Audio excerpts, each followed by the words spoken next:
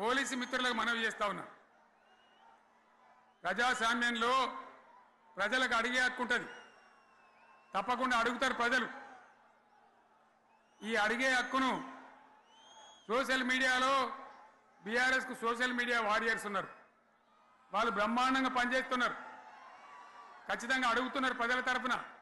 ఇంత అన్యాయం జరుగుతుంటే చూడలేక సోషల్ మీడియాలో పనిచేసే తెలంగాణ బిడ్డలు ఇది ఏమన్యాయమే ఎట్లా అని చెప్పి ప్రభుత్వాన్ని ప్రశ్నిస్తూ ఉన్నారు, ప్రజలకు మద్దతుగా నిలబడతా ఉన్నారు.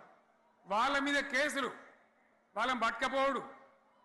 పోలీస్ సోదరులను నేను అడుగుతా ఉన్నా, మీరెందుకు దునుకులాడుతుండ్రే? మీకేమక్కడ వచ్చింది? మీకొక్కటి చెప్తున్నా నేను, గ్యారంటీగా పోలీసు మిత్రులారా, ఇవాళ పోయి రాత్రి మీ డైరీలలో రాసుకోండి, మీ డైరీలలో రాసి పెట్టుకోండి.